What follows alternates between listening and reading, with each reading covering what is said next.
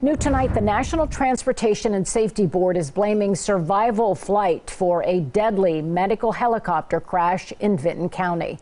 Today, board members concluded that the operator's inadequate management of safety led to the pilot taking flight without a thorough pre-flight weather evaluation.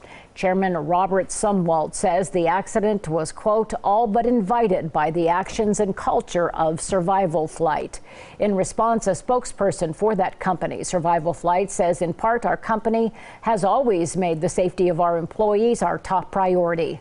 We're learning from this tragedy and have already completed 5 of the NTSB's 6 recommendations, with ongoing work on the final recommendation.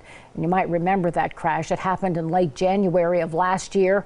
3 crew members were sent to pick up a patient in Meigs County from Franklin County. The NTSB says the crew lost visibility while flying into a band of snow showers, and that ultimately led to the crash into some trees. It was a flight the NTSB says was declined by 2 other medical ambulance services because of the weather.